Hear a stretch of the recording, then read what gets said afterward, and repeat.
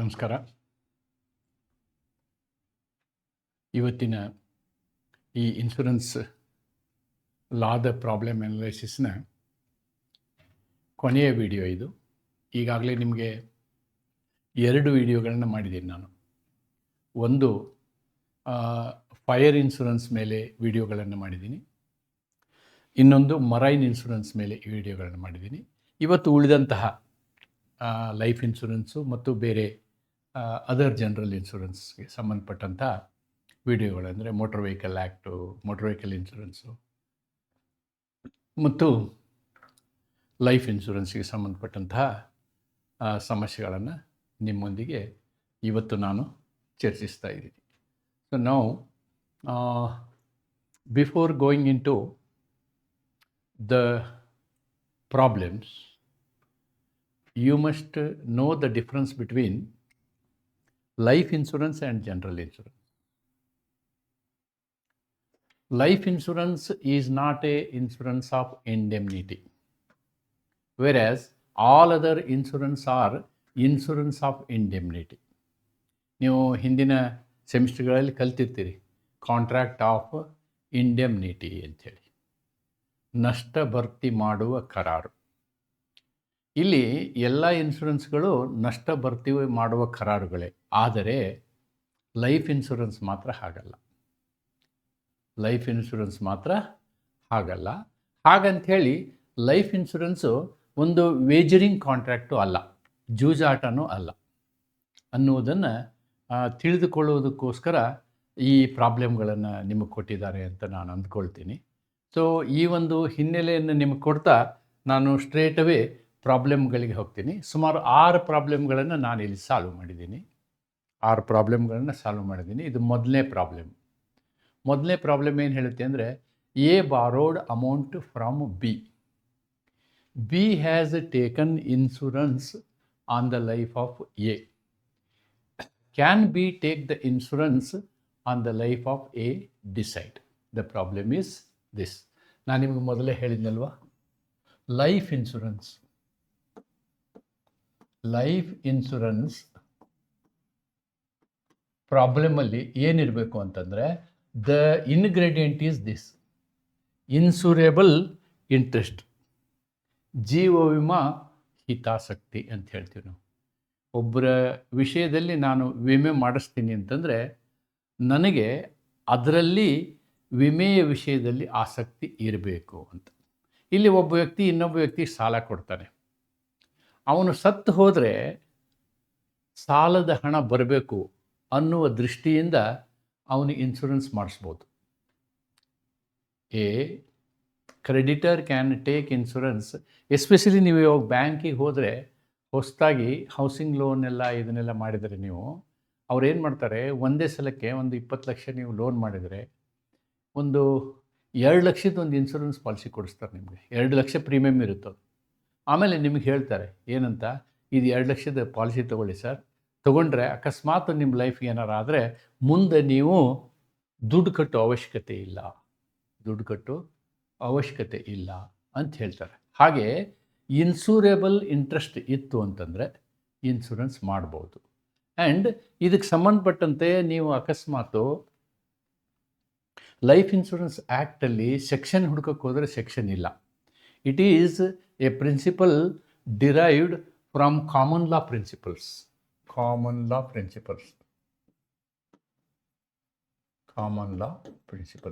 ಏನಿದು common law principles? Common law principles ಅಂದರೆ, ಇಂಗ್ಲೀಷರು ಈ ರೀತಿಯ ಸಮಸ್ಯೆಗಳು ನ್ಯಾಯಾಲಯಗಳ ಮುಂದೆ ಬಂದಾಗ ಅವುಗಳಿಗೆ ಒಂದೊಂದು ತತ್ವಗಳನ್ನು, ಒಂದೊಂದು ವಿಷಯಗಳನ್ನು, ರೇಷಿಯೋ ಡೆಸಿಡೆಂಟಿಗಳನ್ನು ಎತ್ಕೊಂಡು ಬಂದರು. ಅವುಗಳಿಗೆ ನಾವು ಕಾಮನ್ ಲಾ ಪ್ರಿನ್ಸಿಪಲ್ ಅಂತೀವಿ. Insurable interest is also one of such common law principles. A person can take insurance on another person's life only if he has an insurable interest. ಇಲ್ಲಿ ಇವನು ಬಿಗೆ ಎ ಬಾರೋಡ್ ಅಮೌಂಟ್ ಫ್ರಮ್ ಬಿಯಿಂದ A amount ಸಾಲ ತೊಗೊಂಡಿರ್ತಾನೆ. ಆದ್ದರಿಂದ B ಏನು ಮಾಡ್ತಾನೆ, B has got insurable interest in A ಅಂತ ಅದರ ಅರ್ಥ. B has got insurable interest in. ಹಾಗಿದ್ರೆ ಅವನೇನು ಮಾಡ್ಬೋದು, ಅವನ ಮೇಲೆ ಇನ್ಶೂರೆನ್ಸ್ ಮಾಡಿಸ್ಬೋದು. ಆಮೇಲೆ ನಾನು ಅದನ್ನ ಹೇಳಿದ್ನಲ್ವಾ, life insurance is not a wagering contract. Life insurance is not a wagering contract. One condition what should be there in this is there must be insurable interest. Insurance ಮಾಡಿಸ್ಬೇಕಂದ್ರೆ ನಿಮಗೇನಾಗಬೇಕು, ಇನ್ಸೂರೇಬಲ್ ಇಂಟ್ರೆಸ್ಟ್ ಇದ್ದರೆ ಸಾಕು, insurance ಮಾಡಿಸ್ಬೋದು. ಈ ತತ್ವವನ್ನು ಬರೀಬೇಕು ನೀವು. You have to write this principle first, number 1. ಇದು ನಿಮಗೆ ನಿಮ್ಮ ಗಮನಕ್ಕೆ ಇರೋದಕ್ಕೆ ನಾನು ನಂಬರ್ 2 ಬರೆದಿದ್ದೀನಿ. ಇದರ ಪರೀಕ್ಷೆಯಲ್ಲಿ ಇದನ್ನು ಬರೀಬೇಕನ್ನೋ ಅವಶ್ಯಕತೆ ಇಲ್ಲ. ಆಮೇಲೆ ಇಲ್ಲಿ ನೋಡಿ, ಕಾಂಟ್ರಾಕ್ಟ್ ಆ್ಯಕ್ಟ್ ಸೆಕ್ಷನ್ 30 ಈ ವಿಷಯವನ್ನು ಹೇಳುತ್ತೆ. It is life insurance not a wagering contract ಅನ್ನೋದನ್ನು ಹೇಳುತ್ತೆ. If there is no insurable interest the policy becomes void. ನೋಡಿ, if there is no insurable interest policy ಇಲ್ಲಿ ವಾಯ್ಡ್ ಆಗೋದಿಲ್ಲ, ಯಾಕಂದರೆ ಅವನು ಸಾಲ ಕೊಟ್ಟಿರ್ತಾನೆ. ಅದನ್ನು ಬರೀಬೇಕು ನಾವು. ಲೈಫ್ ಇನ್ಶೂರೆನ್ಸ್ ವಿಷಯದಲ್ಲಿ ಇಲ್ಲಿ ಅವನು ಏನು ಇನ್ನೊಬ್ಬನ ವಿಷಯದಲ್ಲಿ ಏನು ಮಾಡಿರ್ತಾನೆ, ಅವನು ಸಾಲ ಕೊಟ್ಟಿರೋದ್ರಿಂದ ಇನ್ಸೂರೇಬಲ್ ಇಂಟ್ರೆಸ್ಟ್ ಇರೋದ್ರಿಂದ ಅವನು ಇನ್ಶೂರೆನ್ಸ್ ಮಾಡಿಸ್ಬೋದು ಅಂತ ಅದನ್ನೇ ಇಲ್ಲಿ ಬರೆದಿದ್ದೀನಿ ನಾನು. ಹಿಯರ್ ನಂಬರ್ 1 ನೀವು ಆ ತತ್ವಗಳನ್ನ ಬರೀರಿ. ಎರಡನೇದ್ದು ಇದನ್ನು ಬರಿಬೋದು. A is a debtor, B is a creditor. So 4, B will suffer financial loss if A dies before payment. ಆದ್ದರಿಂದ ಅವನು ತನ್ನನ್ನು ಆ ದೃಷ್ಟಿಯಿಂದ ರಕ್ಷಿಸಿಕೊಳ್ಳಲು ಅವನೇನು ಮಾಡ್ತಾನೆ, ಅವನು ಇನ್ಶೂರೆನ್ಸ್ ಮಾಡಿಸ್ತಾನೆ. Therefore he can do insurance ಅನ್ನೋದನ್ನು ನಾವಿಲ್ಲಿ ನೋಡ್ತೀವಿ. But the insurance should be limited to the amount of the ಡೆಫ್ಟ್. This is the condition. ಎಷ್ಟು ದುಡ್ಡಿಗೆ ಸಾಲ ಕೊಟ್ಟಿರ್ತಾನೆ ಅಷ್ಟಕ್ಕೆ ಮಾತ್ರ ಅವನು ಇನ್ಶೂರೆನ್ಸ್ ಮಾಡಿಸ್ಲಿಕ್ಕೆ ಎಲಿಜಿಬಲ್ ಆಗ್ತಾನೆ. So that is your next point. 4th, 5th point you can write this. 5th point you can write this. Okay, what is the principle? Creditor has the insurable interest in life. ಅದನ್ನು ಈ ಪ್ರಕರಣದಲ್ಲಿ case law ಇದನ್ನು ಬರೀಬೋದು ನೀವು. Case law, common law case principle ಇದು 1854 principle. ನೀವು ಇದನ್ನು ಬರೀಬೋದು. ಏನು principle? A creditor has an insurable interest in the life of the debtor, therefore ಅವನು ಇನ್ಶೂರೆನ್ಸ್ ಮಾಡಿಸೋದು. This is very simple problem, right? Problem number 1 analysis is this. ಎರಡನೇದು problem 2. X takes out a life insurance policy on his wife Y. ಹೆಂಡತಿ, ಗಂಡ ಹೆಂಡತಿ ಅಂದರೆ ಹೆಂಡತಿ interest ಗಂಡನ ಮೇಲಿರುತ್ತೆ, ಗಂಡನ ಇಂಟ್ರೆಸ್ಟ್ ಹೆಂಡತಿ ಮೇಲಿರುತ್ತೆ. Therefore insurable interest is there. In husband and wife relation always insurable interest is there. ನೆನ್ಪಿಟ್ಕೊಳ್ಳಿ, always insurable interest is there. Life insurance versus indemnity.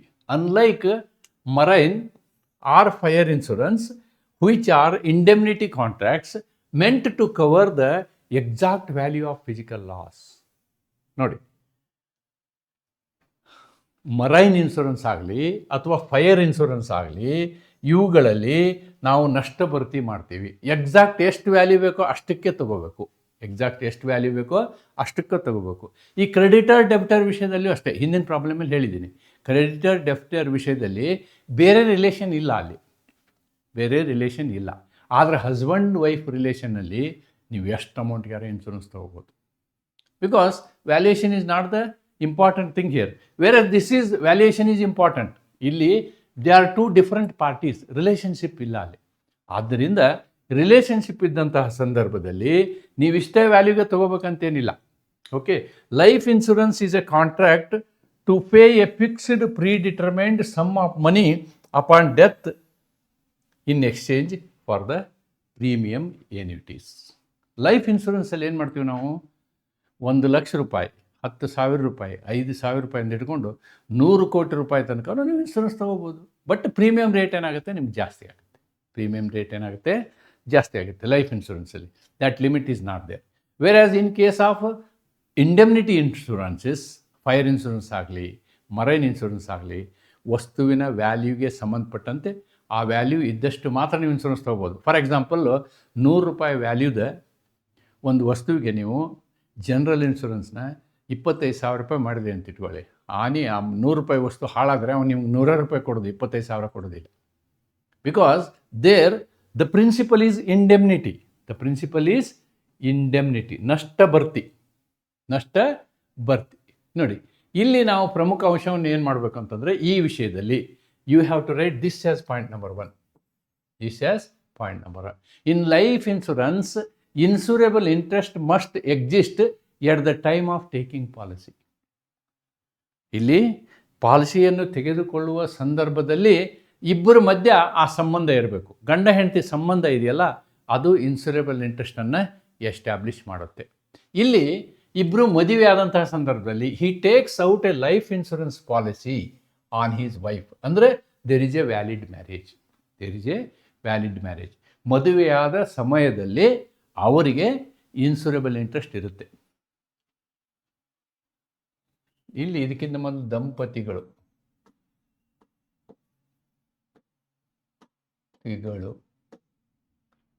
ವಿಮಾ ಹಿತಾಸಕ್ತಿ ಹೊಂದಿರುತ್ತಾರೆ.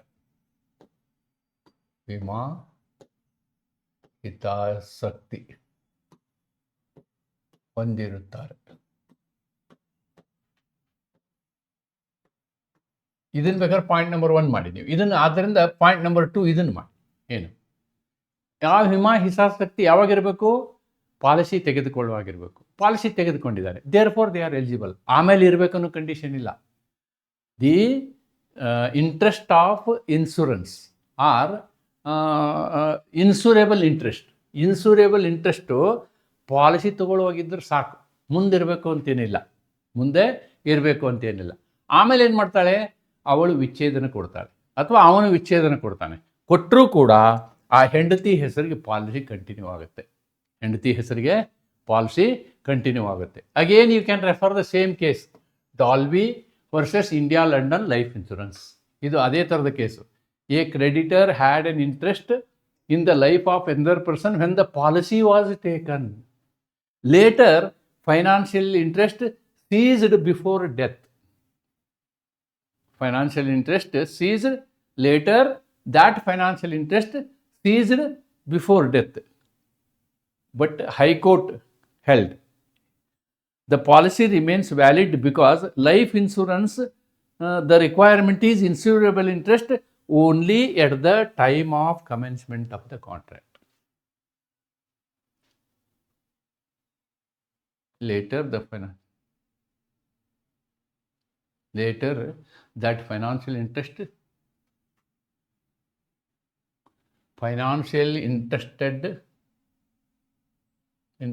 ceased before the death. This is not correct. You leave it. ಇದನ್ನು ಬಿಟ್ಬಿಡಿ. ನಂತರ ಆರ್ಥಿಕ ಹಿತಾಸಕ್ತಿ ಕೊನೆಗೊಂಡಿತ್ತು. Yes, here the fact is that interest was not there later. What interest was not there? Financial interest stopped before death. ಅವನು ಸಾಯೋಕ್ಕಿಂತ ಮೊದಲು ಅವನು ಸಾಲ ತೀರಿಸಿಬಿಟ್ಟಿರ್ಬೋದು. ಫೈನಾನ್ಷಿಯಲ್ ಇಂಟ್ರೆಸ್ಟ್ ಏನಾಯಿತು? ಇದಾಯಿತು. ಆದರೆ ಅವತ್ತು ಮಾಡಿಸಿದಂಥ ಇನ್ಶೂರೆನ್ಸ್ ಇದೆಯಲ್ಲ, ಅದು ಕಂಟಿನ್ಯೂ ಆಗುತ್ತೆ ಅನ್ನೋದನ್ನು ಈ ಪ್ರಕರಣದಲ್ಲಿ ಹೇಳ್ತಾರೆ. There for this is again a suitable case for this problem number 2. Next, this is repeat. ಈ ಪ್ರಾಬ್ಲಮ್ಮು 2 ಸಲ ರಿಪೀಟ್ ಆಗಿದೆ ನೋಡಿ. ಆದ್ದರಿಂದ ನೀವು ಇದನ್ನು ನಾನು ಇನ್ನೊಂದು ಸಲ ನಿಮಗೆ ಎಕ್ಸ್ಪ್ಲೇನ್ ಮಾಡ್ತೀನಿ. ಈ ಪರ್ಟಿಕ್ಯುಲರ್ ಪ್ರಾಬ್ಲಮನ್ನು ಅದು ಹೆಂಡತಿ ಡೈವರ್ಸ್ ಕೊಟ್ಟಂತಹ ಹೆಂಡತಿ ಇರ್ತಾಳಲ್ವ, ಹೆಂಡತಿಗೆ ಅದರ ಲಾಭ ಬರುತ್ತೆ.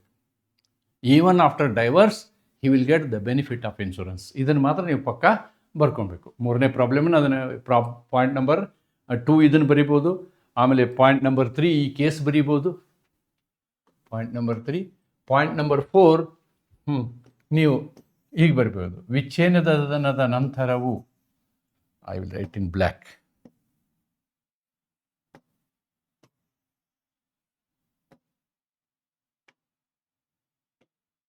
ನಾಲ್ಕನೇ ಪಾಯಿಂಟ್,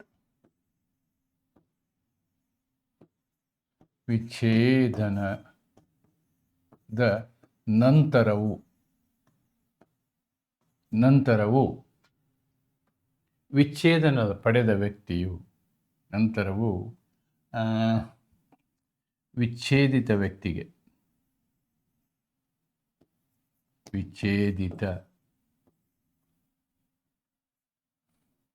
ವ್ಯಕ್ತಿಗೆ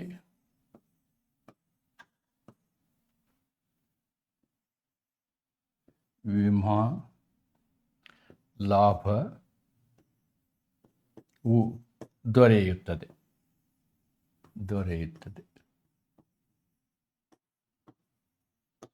Even after divorce, the policy holder will get the benefit of the insurance. ಇವೆರಡು ರಿಪೀಟ್ ಇರೋ problem. I will go to next problem number 3. X takes a policy on the life of Y.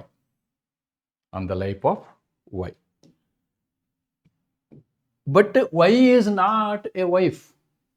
Y is not person related. Whom he proposes to marry. Marriage ಆಗಿಲ್ಲ, ಅವರು ಗಂಡ ಹೆಂಡತಿ ಅಲ್ಲ. Therefore, there is no legal insurable interest.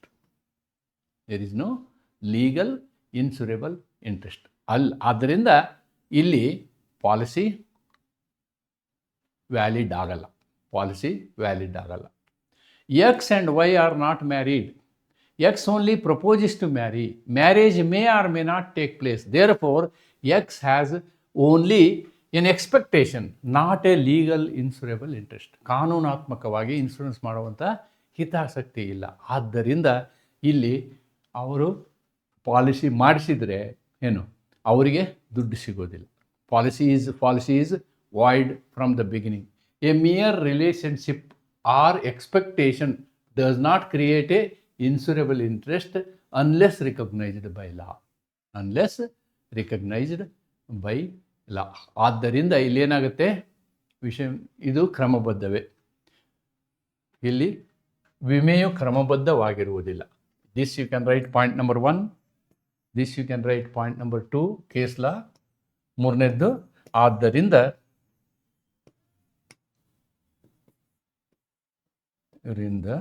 ವಿಮೆಯು ಕ್ರಮಬದ್ಧವಲ್ಲ.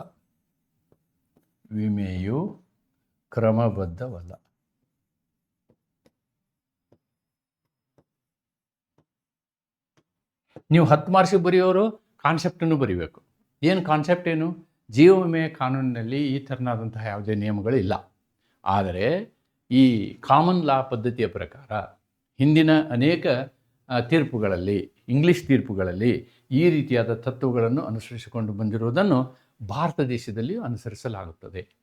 ಆದ್ದರಿಂದ ಈ ಕೆಳಗಿನ ವಿವರಗಳು ಅಂಥೇಳಿ ನೀವು ಈ ಪಾಯಿಂಟ್ಗಳನ್ನು ಅಲ್ಲಿ ಸೇರಿಸಿ ಕೊಡ್ಬೋದು. Then problem number 4. Raju had a life insurance policy which had lapsed due to non payment of premium. ಒಂದು ನೆನ್ಪಿಟ್ಕೊಳ್ಳಿ, ಯಾವುದೇ ಕಾರಣಕ್ಕೂ ಪಾಲಿಸಿ ತೊಗೊಂಡ ಮೇಲೆ ಅದನ್ನು ಲ್ಯಾಪ್ಸ್ ಆಗಕ್ಕೆ ಬಿಡಬಾರ್ದು. That is very much dangerous. ಈ ಪ್ರಾಬ್ಲಮ್ ಸಾಲ್ವ್ ಮಾಡೋದು ಬೇರೆ ವಿಚಾರ. ಬಟ್ ಲೈಫ್ ಇನ್ಶೂರೆನ್ಸ್ ವಿಷಯದಲ್ಲಿ ಅಥವಾ ಹೆಲ್ತ್ ಇನ್ಶೂರೆನ್ಸ್ ವಿಷಯದಲ್ಲಿ ನೀವು ಒಮ್ಮೆ ಗ್ಯಾಪ್ ಮಾಡಿದಿರಿ ಅಂತ ಇಟ್ಕೊಳ್ಳಿ. Particularly health insurance aged person ಇದ್ದರೆ ಗ್ಯಾಪ್ ಮಾಡಿದಿರಿ ಅಂತಂದರೆ ನಿಮ್ಮ ಪಾಲಿಸಿ ಹೋಲ್ಡರ್ಸು ಆಮೇಲೆ ಪಾಲಿಸಿ ಕೊಡ್ತಾರೆ ಅವರು, ಬಟ್ ಆಮೇಲೆ ಅವರು ಎಷ್ಟು ಆಟ ಆಡ್ತಾರೆ ಅನ್ನೋದು ಈ ಪ್ರಾಬ್ಲಮ್ನಿಂದ ನಿಮ್ಗೆ ಗೊತ್ತಾಗುತ್ತೆ. And the rules are also like that. ನಾವು ಒಂದೊಂದು ಸಲ ಅಂದ್ಕೊಂಡಿರ್ತೀವಿ, ಇಲ್ಲ ನಾವು ಮತ್ತೆ ಪಾಲಿಸಿ ಮಾಡಿದ್ದೀವಲ್ಲ, ಹಳೆ ಬೆನಿಫಿಟ್ ಎಲ್ಲ ಕಂಟಿನ್ಯೂ ಆಗ್ತಾವಲ್ಲ ಅಂತಂದರೆ ಅದೊಂದು ಭ್ರಮೆ. He applied for renewal and there was a question in the renewal policy.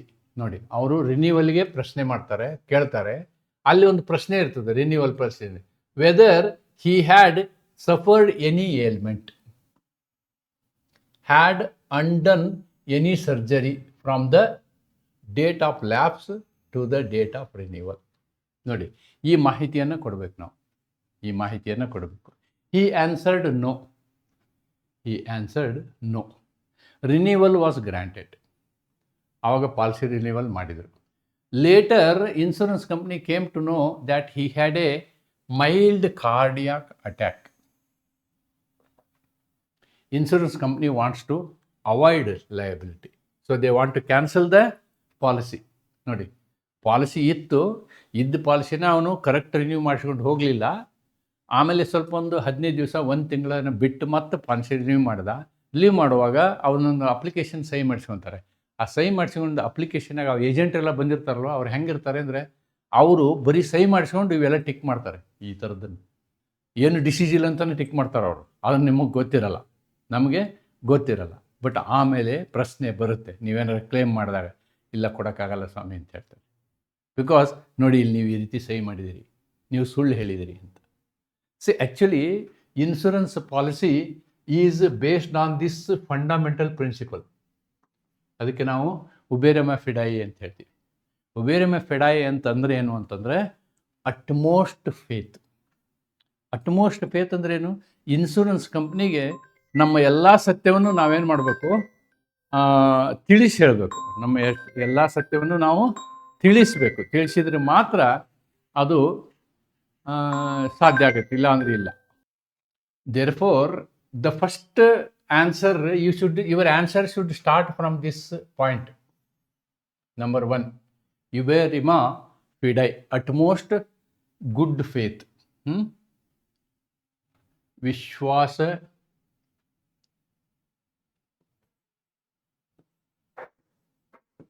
ವಿಶ್ವಾಸದ ತತ್ವ. ಏನು ವಿಶ್ವಾಸದ ತತ್ವ? Insurance contracts are governed strictly on the doctrine of utmost good faith. Point number 2, ಇದು ಪಾಯಿಂಟ್ ನಂಬರ್ 1. ಪಾಯಿಂಟ್ ನಂಬರ್ 2 ಏನು? The duty to disclose all material facts does not end with the initial policy purchase. ನೋಡಿ, initial policy purchase ಮಾಡಿದಾಗ ಮಾತ್ರ ನಾವು ಎಲ್ಲ material ಫ್ಯಾಕ್ಟ್ಗಳನ್ನು, ನಮ್ಮ ದೇಹದ ಸ್ಥಿತಿಗತಿಯ ಬಗ್ಗೆ ತಿಳಿಸುವ ಅವಶ್ಯಕತೆ ಇದೆ ಅಂತ ನಾವು ತಿಳ್ಕೊಂಡಿದ್ದೀವಿ ಅಂದರೆ ತಪ್ಪು. ರಿನ್ಯೂವಲ್ ಸಂದರ್ಭದಲ್ಲಿಯೂ ನಾವು ಅದನ್ನು ಮಾಡಬೇಕು.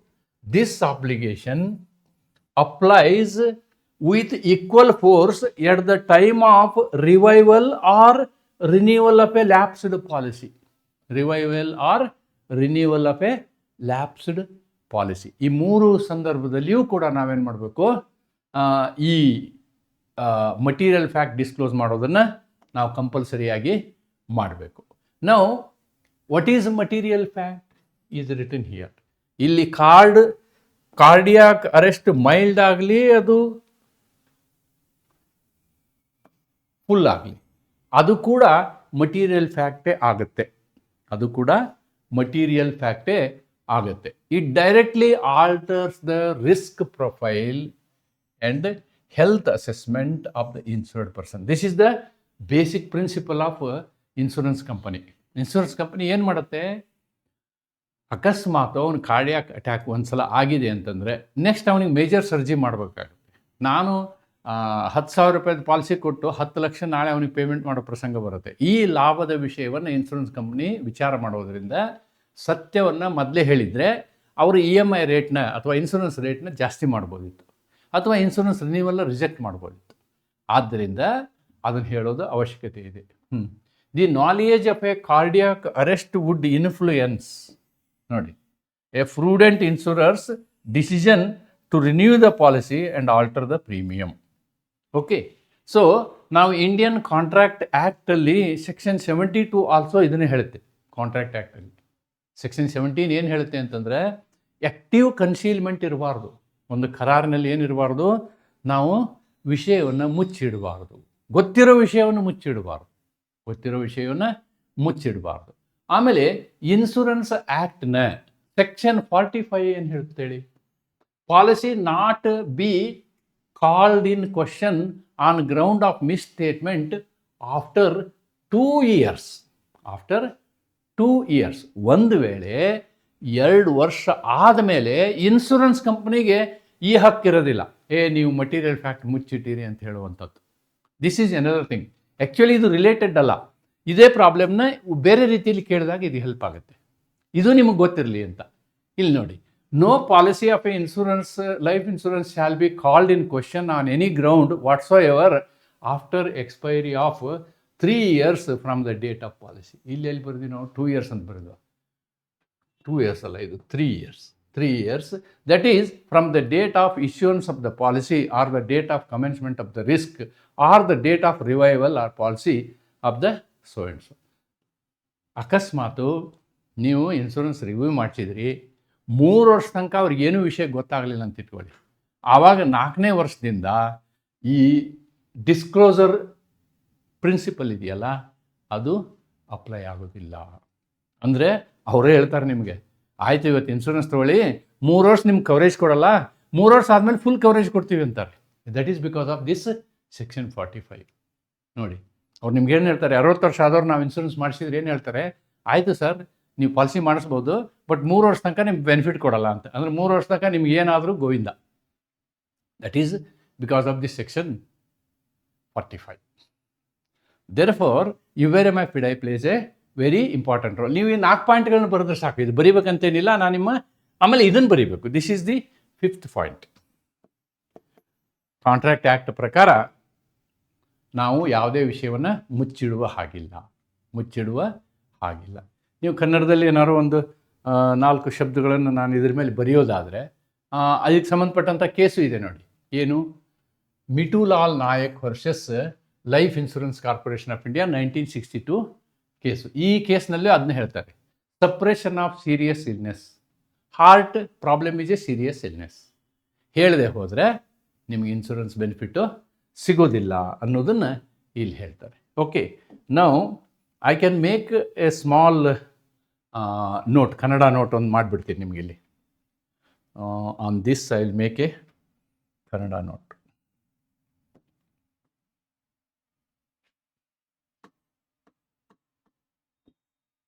ನಂಬರ್ 1, ಜೀವ ವಿಮೆ. ಎಲ್ಲ ವಿಮೆನೂ ಕೂಡ, ಜೀವ ವಿಮೆ ಒಂದೇ ಅಲ್ಲ, ಜೀವ ವಿಮೆಯು ಯುಬೇರಿಮಾ ಫಿಡೈ.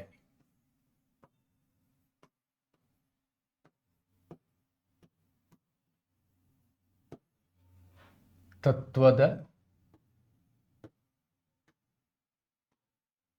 ಆಧಾರ ಹೊಂದಿರುತ್ತದೆ.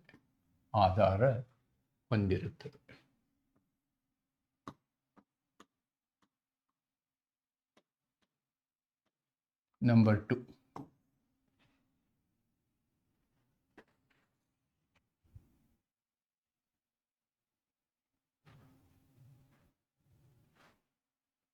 ಈ ತತ್ವದ ಪ್ರಕಾರ, ತತ್ವದಂತೆ ವಿಮೆದಾರನು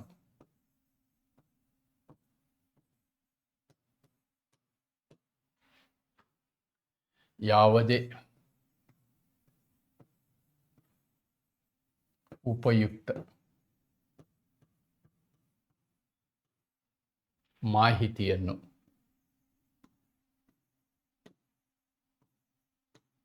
ಮರೆಮಾಚುವಂತಿಲ್ಲ.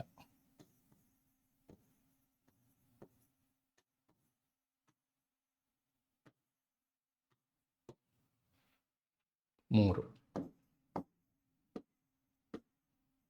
ಕರಾರು ಕಾನೂನಿನ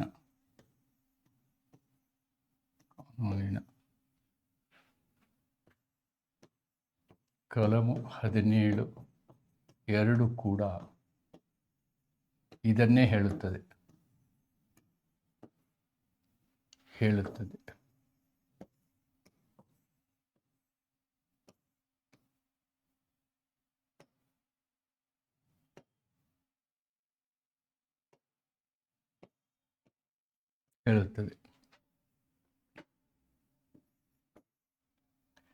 ವಿಮೆ ಕಾನೂನಿನ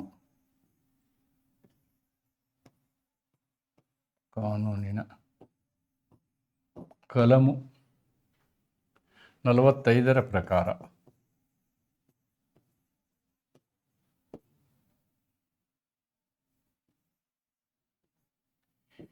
ವಿಮೆಯನ್ನು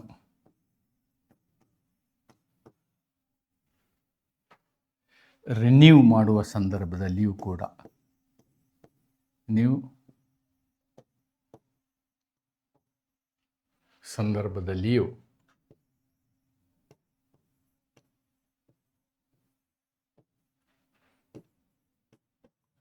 ಮೇಲಿನ ತತ್ವ ಅನ್ವಯಿಸುತ್ತದೆ.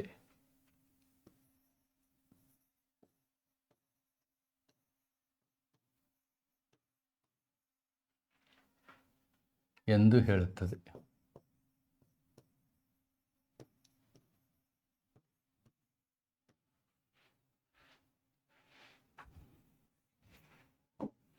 ಆದ್ದರಿಂದ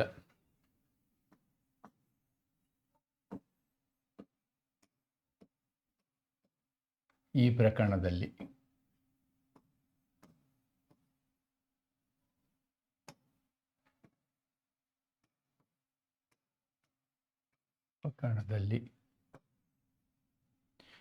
ವಿಮೆ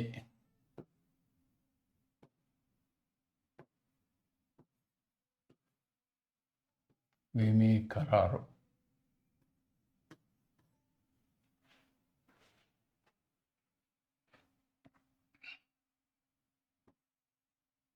ಹೃದಯ ಸಂಬಂಧಿ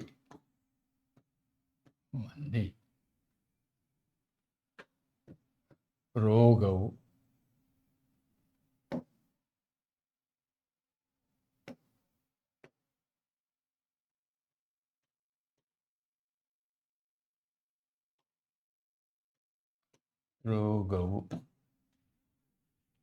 ಉಪಯುಕ್ತ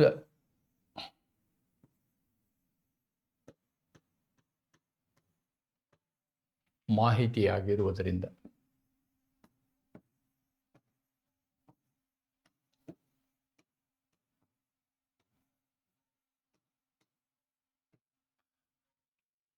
ಅನೂರ್ಜಿತಗೊಳ್ಳುತ್ತದೆ.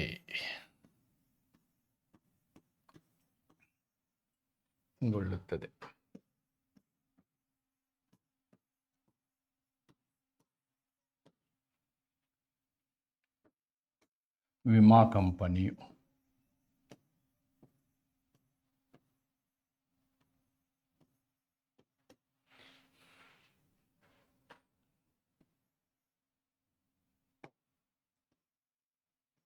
ಕರಾರನ್ನು ಅಥವಾ ಪಾಲಿಸಿಯನ್ನು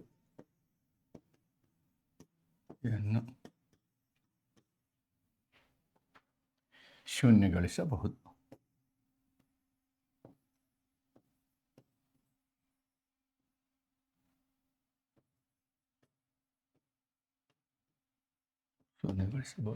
I think this is the Kannada explanation. Then problem number 5. Problem number 5 is a little linked with the Motor Vehicle Act also. Insurance Act also, Motor Vehicle Act also. Prima facie ನಿಮಗಿದು ತಪ್ಪು ಅಂತ ಅನ್ಸುತ್ತೆ. Licence ಇಲ್ಲದ ವ್ಯಕ್ತಿ ಗಾಡಿ ಓಡಿಸ್ತಾನೆ ಅಂತಂದರೆ, ಅದು KSRTC bus ಓಡಿಸ್ತಾನೆ ಅಂತಂದರೆ, ಅಷ್ಟು ಜನ ಇಟ್ಕೊಂಡು ಓಡಿಸ್ತಾನೆ ಅಂತಂದರೆ, ಹೋಗಿ ಒಂದು ಗುಂಡಿಗೆ ಹಾಕಿ ಇರ್ತಕ್ಕಂಥ 40-50 ಜನ ಪೂರ್ತಿ ನದಿಯೊಳಗೆ ಮುಳುಗಿ ಹೋದರೆ who is responsible, right? So that is the concept here. A ಎಂಬ KSRTCಯ ನಿರ್ವಾಹಕನು ಡ್ರೈವಿಂಗ್ ಲೈಸೆನ್ಸ್ ಪಡೆದಿದೆ, ಬಸ್ಸನ್ನು ಓಡಿಸಿ ಅಪಘಾತವಾಗಿದ್ದು ಬಸ್ಸಿನ 11 ಪ್ರಯಾಣಿಕರ ಸಾವಿಗೆ ಕಾರಣವಾಗಿದ್ದಾನೆ. 11 ವಿಮಾ ಕಂಪನಿ ಪರಿಹಾರ ಕೊಡಲು ಬಾಧ್ಯವೇ? ಇಲ್ಲಿ 2 ಕಾನ್ಸೆಪ್ಟ್ ಇದೆ. ಫಸ್ಟ್ ಆಫ್ ಆಲ್, ಅವನು ಲೈಸೆನ್ಸ್ ಇಲ್ಲದ ಕಂಡಕ್ಟರ್ ಬಸ್ ಓಡಿಸಿದ್ದಾನೆ ಅಂತಂದರೆ ವಿಮಾ company can immediately file a case, I am not responsible ಅಂತ. Immediately he can file a case. But there are certain responsibilities, social responsibilities. ನೋಡೋಣ. ಇಲ್ಲಿ ಕಂಡಕ್ಟರ್ ಆಥರೈಸ್ಡ್ ಡ್ರೈವರ್ ಅಲ್ಲ. So conditions of the policy are violated. Had no driving license, it is an offense on the conductor. He is criminally liable. He drove public transport bus, another dereliction of duty. Accident caused death of passengers, vicariously liability. Right? Therefore, there is a clear breach of insurance policy conditions.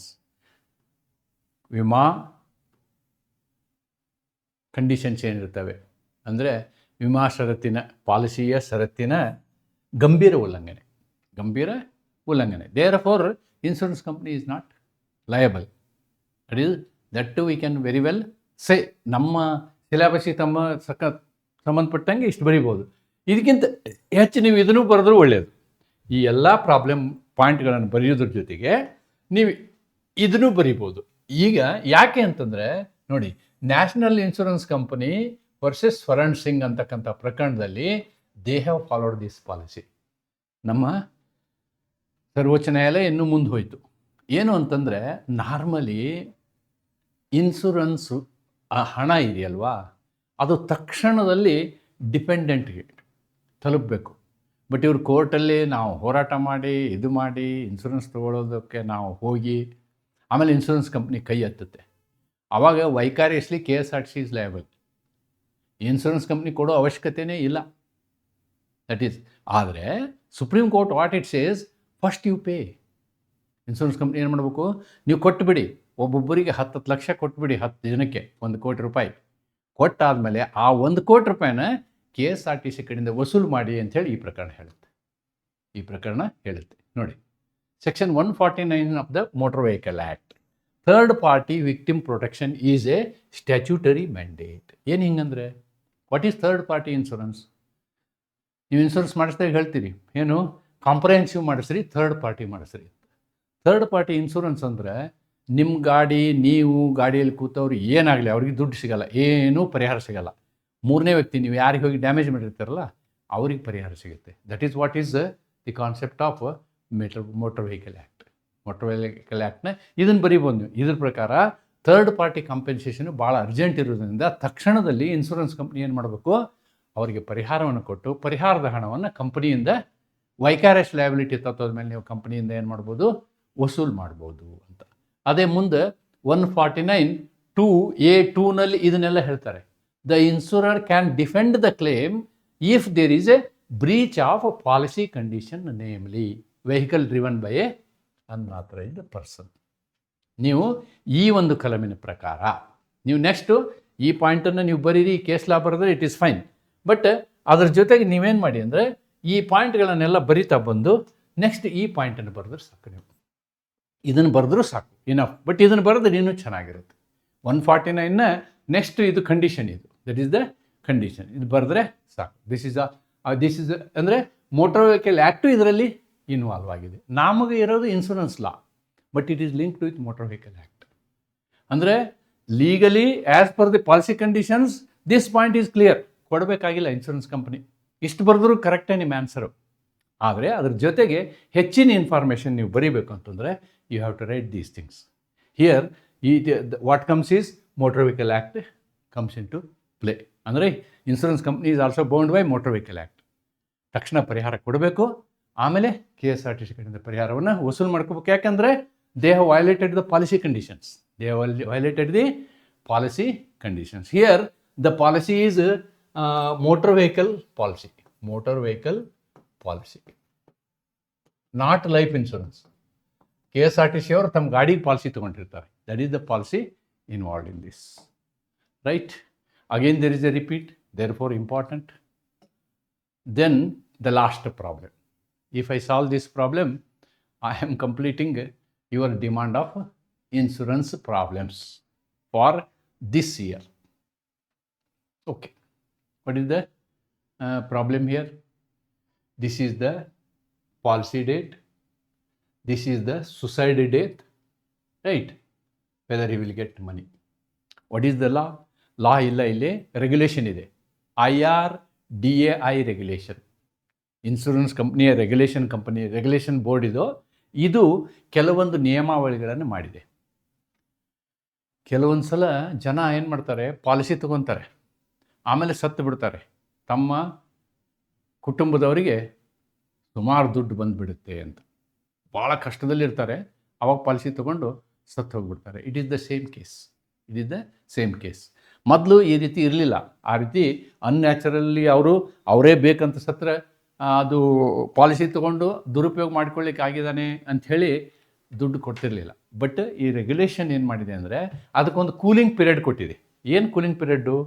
12 ತಿಂಗಳು, ಅಂದರೆ 1 ವರ್ಷ. 1 ವರ್ಷ ದಾಟಿದ ಮೇಲೆ ಆ ವ್ಯಕ್ತಿ ಸತ್ತು ಹೋದರೆ, ಅವನೇ ಸಾಯಿಸಿಕೊಂಡ್ರೆ, ಆತ್ಮಹತ್ಯೆ ಮಾಡಿಕೊಂಡ್ರು ಕೂಡ ಬೆನಿಫಿಟ್ ಕೊಡಬೇಕು ಅಂಥೇಳಿ ಈ ಕಾನೂನು ಹೇಳುತ್ತೆ. ಈಗ ಪಾಲಿಸಿ ಓದೋಣ. Robert insured his life with an insurance of 5 lakh on 31/1/2020. 31/1/2020. He subsequently commit suicide, Atmahatya, 31/12/21. Okay. Can his heirs, ಅವನ ಕುಟುಂಬಸ್ಥರು ಪಾಲಿಸಿ ಹಣವನ್ನು ಪಡೆಯಬಹುದೇ? Advise his family members. ಅವೆಲ್ಲಿ ಅದಾನೆ ಅಡ್ವೈಸ್ ಮಾಡೋಕ್ಕೆ? ಅಡ್ವೈಸ್ ಹಿಮ್ ಅಲ್ಲ, ಅಡ್ವೈಸ್ ಈಸ್ ಫ್ಯಾಮಿಲಿ ಮೆಂಬರ್ಸ್. ಅದಕ್ಕೆ ನಾನು ಇಲ್ಲಿ ಇದು ಬರೆದಿದ್ದೀನಿ. Therefore suicide exclusion period has expired. The policy is valid. The insurer cannot reject the claim only because death was suicide, as per this regulation act. ಒಂದು ವೇಳೆ ಅವನು policy ತಗೊಂಡ 1 ವರ್ಷದೊಳಗೆ 1/1/20 ಅಂದರೆ 31/1/20 ಅಂತಂದರೆ, ಅಕಸ್ಮಾತ್ ಅವನು 31/1 ಇಲ್ಲಿ ನಾನೇನಾದ್ರು ತಪ್ಪು ಮಾಡಿದ್ದೀನ? 31/1/20 31/12/21 31/1/20 ಇದಕ್ಕೆ 31/1/2021 ಇಲ್ಲಿ ಏನಾಗುತ್ತೆ? 20 1 year 11 months ಆಗುತ್ತಾ? ಇಲ್ಲಿ 12 months. ಜನವರಿ ಬಿಟ್ಬಿಡೋಣ. ಜನವರಿ 31ನೇ ತಾರೀಕು ಅಂದರೆ ಜನವರಿ ಬಿಟ್ಬಿಡೋಣ. ಫೆಬ್ರವರಿ, ಮಾರ್ಚ್, ಏಪ್ರಿಲ್, ಮೇ, ಜೂನ್, ಜುಲೈ, ಆಗಸ್ಟ್, ಸೆಪ್ಟೆಂಬರ್, ಅಕ್ಟೋಬರ್, ನವಂಬರ್, ಡಿಸೆಂಬರ್ 21. ಡಿಸೆಂಬರ್ 20. ಇದು ಡಿಸೆಂಬರ್ 21 ಕಾನ್ಸೆಪ್ಟ್. ಇದನ್ನು ಡೇಟನ್ನು ನೀವು ಲೆಕ್ಕ ಹಾಕ್ಕೊಳ್ಳಿ. I don't want to waste my time. Okay. So the answer is this. ನೀವು 12 ತಿಂಗಳೊಳಗೆ 1 ವರ್ಷದೊಳಗೆ ಸೂಸೈಡ್ ಮಾಡಿಕೊಂಡ್ರೆ ದುಡ್ಡು ಬರಲ್ಲ, 1 ವರ್ಷ ಆದರೆ ಬರುತ್ತೆ. That is the concept and reference is this rule, IRDAI rule. ಅದನ್ನು ನೆನ್ಪಿಟ್ಕೊಂಡ್ರೆ ಆಯಿತು. So that is what is our this one. With this what I have done is I have completed all the problems of previous years regarding insurance law. So insurance law ಬರೆಯುವ ಎಲ್ಲ LLB ವಿದ್ಯಾರ್ಥಿಗಳಿಗೆ best of luck ಹೇಳ್ತಾ ಈ ಒಂದು ವಿಡಿಯೋನ ಇಲ್ಲಿಗೆ ಮುಕ್ತಾಯ ಮಾಡ್ತೀನಿ. ನಮಸ್ಕಾರ.